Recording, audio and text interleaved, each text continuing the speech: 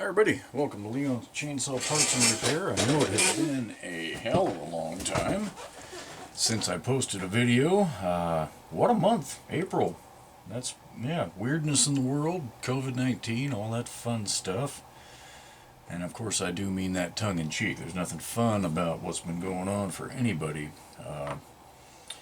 But right at the beginning, back in I take that back, it would have been early March, my folks signed a deal to sell their place they'd been at for 30 years. And of course, trying to move in the middle of coronavirus restrictions and all of that has been interesting. So basically, for the last month, just about every weekend, I've spent about 3 hours from here helping them get a load together, bring it back down here. It says they're about 10 minutes away now. So has been zero time for saws, zero time for videos. I've barely kept up with shipping out parts, man. I tell you what, everybody who's at home been buying parts and working on saws and all of that, boy, you made April 1 a hell of a sales month, so thank you.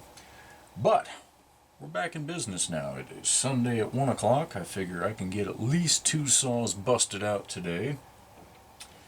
And I'm working on this dang XL-2, and it wouldn't run right. First off, the carburetor throttle arm right here on the carb itself was bent down and hanging up on the body of the carburetor. So that wasn't helping me any with diagnosing what was going on. But this thing's got a massive air leak.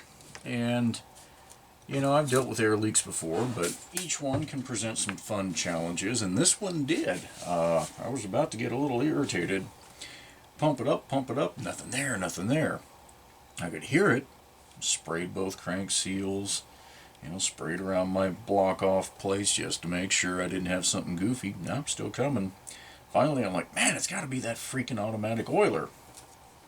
That's what it is. So this is one of those that uses a crankcase pulse to operate this diaphragm.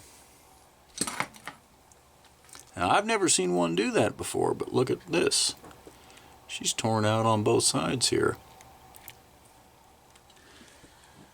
So that is where the air leak was coming from, which was reinforced by the fact the oil pump wasn't working. So now these oil pumps have gotten extraordinarily hard to find, but I keep a few on hand for shop repairs like this that weren't necessarily good enough to sell through the store, and then, like I say, they got so hard to find I figured I need to rat hole a few of them in the shop in order to keep my repairs up.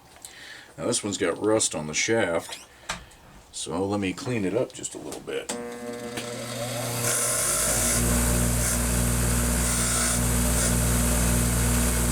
Thank God for a wire wheel, right? So let's see if we're going to get lucky and be able to salvage any of the gasketry here. Whoop. Don't lose your spring. All of the parts of this have gotten pretty difficult to find. The gaskets are still out there, but they're getting more expensive. And yes, I know you can cut them. I don't have that kind of time or patience. I got other stuff to do. Alright, so those are salvageable, but that thing is just plain blown out. I have never seen one do that. But let's get it back together and we'll try pressure testing again and see if maybe, just maybe, this will be an easy repair. I don't mind taking saws apart, but on one like this where I've had it apart 3 or 4 times going, what the hell is going on, that gets a little bit old.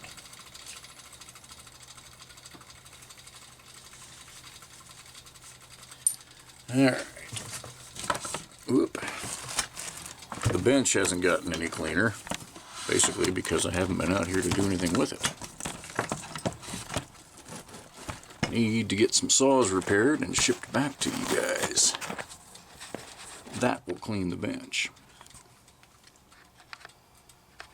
Alright, that's probably about as tight as I dare go. So this is, again, this just slips in. You got a gasket on either side of that diaphragm. You got your big spring. You just kind of got to put it together. Good news is once it's in there, it's kind of hard to screw it up. You got to align your screws. The screws are what center the diaphragm in there.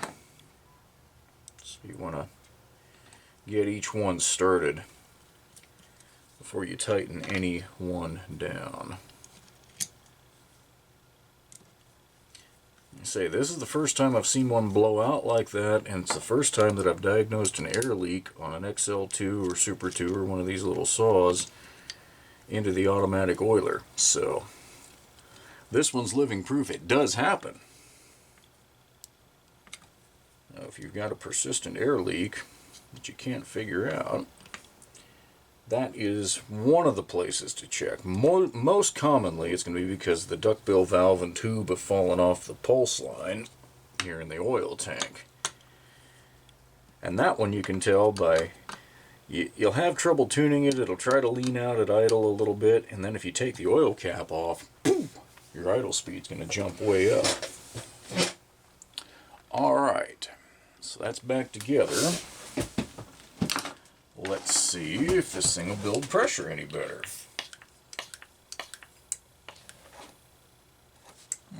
Leaking at the O-ring here? Yes.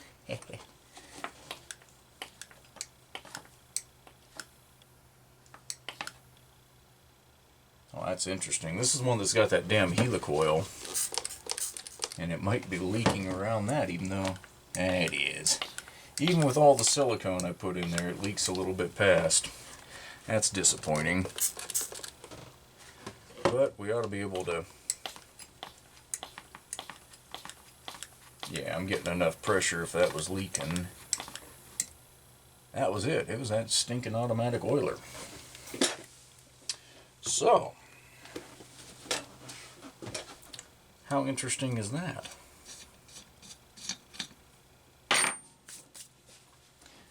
Now the whole point of putting silicone around that threaded insert was to keep it from doing that. So, since that didn't work, I'm going to go with my first instinct next time and coat that sucker with Thread Locker Red and just run that. Because it's going to retain the helicoil a hell of a lot better. We all know that. Alright, let's get these block-off plates out of the way. And by plates, I mean pieces of rubber. Yeah, just use the muffler to compress it in there. Worked like a champ.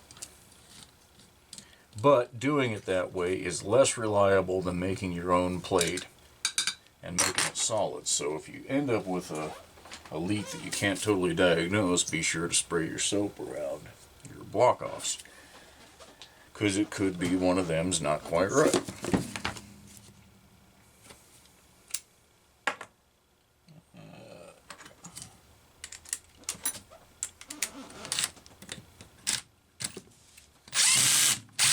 Unfortunately, when I get away from these saws for too long, then I have to try and remember where I left off, whose it was, all that kind of jazz. Now, it's not that big of a deal. There aren't that many of them here, but there have been a fair number of saws shipped in.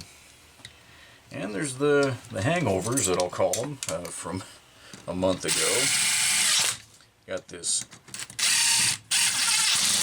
XL-101 on the bench. I didn't want to fuel and oil it back then because I wanted that red coat in the tanks to cure. I'm pretty damn sure it's cured by now. We got Chance's 925 to finish up. And he sent me back a carb, maybe both, from an XP 1020, I think. That just wouldn't idle. Now, I don't know if it's the carb or if it's something unique to the saw, but I'll take another run through those carburetors and see if anything stands out. I think there's an XL-12 on the way that might need a fair amount of engine work. And I've picked up a few for the collection that I haven't even begun to dink through. Seller in Vermont, who I believe is selling a bunch of Canadian saws, picked up what I thought was a 701 and a 701 AM from her, and the one just has had, the 701 AM just has the starter cover changed out. It's a standard 701, which is basically an American XL-700 manual oiler 77cc saw. The 701 AM would have been neat because it would have been a 77cc saw with an automatic oiler and a manual oiler. That would have been much more uncommon and nice to have. But I'll just keep hunting, and I'll get the 701 good shape and add it to the collection. Got a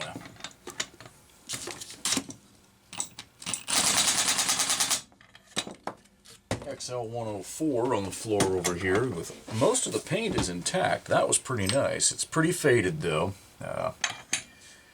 so I intend to try and buff it. I've got some Meguiar's Professional Medium Cut Cleaner coming. I've used that before and I just ran out and never restocked. But I've used it on automobiles, car paint, with great success. You can take a lot of oxidation off. So I'll have to chuck up a polishing wheel and the Dremel for that thing, and go through and cut all the oxidation and then come back and buff it out to a nice shine. Homelights are cool, but when they're faded out to almost pink, it's just kind of like, it doesn't have the same vibe, Alright, I am pretty confident that this saw is going to run right. I will try to get this part on video. There have been a lot of throttle handles broken, including this one, throttle handle covers, for many reasons over the years, not the least of which is trying to get this carburetor hooked up to the throttle. So you want to slip your throttle rod in from this side, from the flywheel side. So you slip that in, and you want the top end to open up facing that way. You want your spark plug wire to be underneath the back two cylinder fins. They sit higher. You don't want it wedged up here in this spot back there because it's going to push it too far forward in the case. Get it right there. And then as you're sliding it together, what you're going to try to do, and it does work, you're going to start it in the throttle lever hole right there. Now I'm at a disadvantage trying to show you guys this. There, right there. You see how that slipped down? And now as you shove it together, keep your spark plug wire where it belongs, slide it in the case, make sure that your bar adjuster screw comes out, and everything lines up, throttle actuates. You never had to touch that bloody handle, not once. Now this one, not only are the index tabs broken up here, but this whole case is broken back here. I discovered that. That's why it's wrapped up with so much tape. Yeah, there's a piece of metal that was used in here to bridge that gap, and it's solid enough. I mean, these engine housings don't grow on trees. You're not going to get one with a serial number on it, all of that sort of stuff, so I'm not going to change this out. But that's part of why these would get broken, is you'd go to take this off and guys wouldn't realize how it was retained, snap this retainer tab back here, and then you got access to all your throttle crap. If that's broken, you got to tape it up. So a lot of the spare parts of these have gone the way of the dodo bird. So let's get this thing retained, the engine housing, because I want to hear it run and run right. I could not get it to idle down. It was at probably 3 times what idle speed should be, and it would rev out okay. This has got the fixed high-speed jet, and it's not adjustable, not even a screw there. And it was revving out. I wasn't holding it because I knew something was wrong, but there was enough enough extra gas flowing through there to let it do it. So I knew whatever the problem was, it couldn't be too terrible.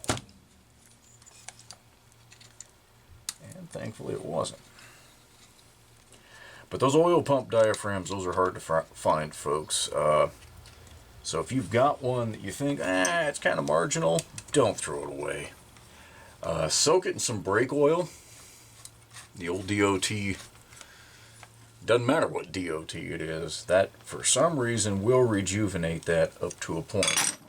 And they don't have to be limber like a brand new carburetor diaphragm. Now they can't be crunchy, but that's a much thicker material than carb diaphragms, so don't expect it to, flap around like a piece of silk in the wind.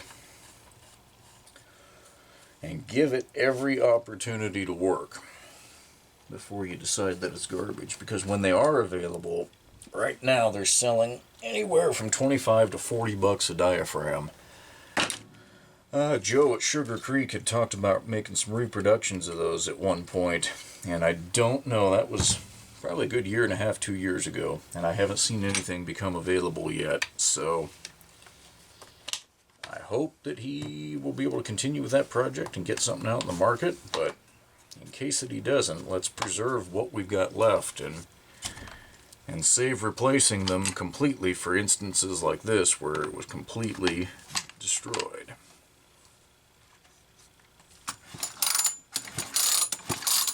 Come on, drop down. What are you doing?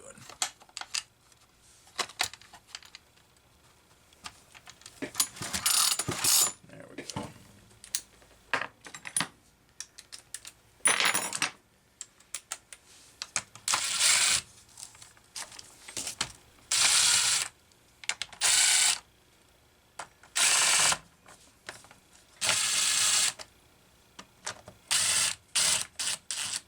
Alright, before those are tight, we're going to make sure that that air filter covers where it belongs, and it is.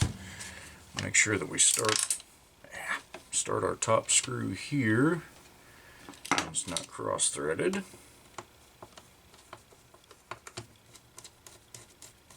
That feels good.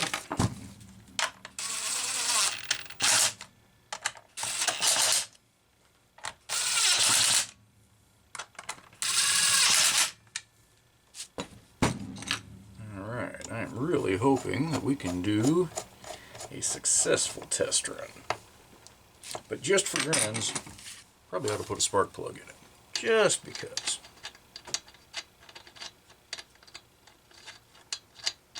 Hey now, what are you doing? There we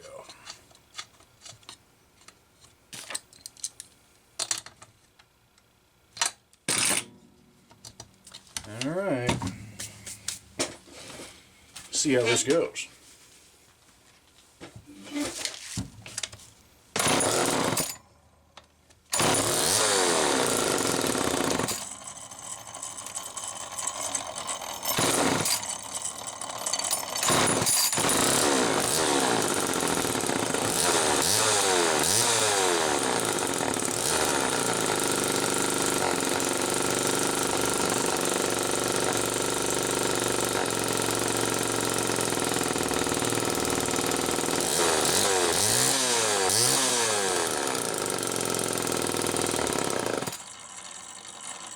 Baseline on this.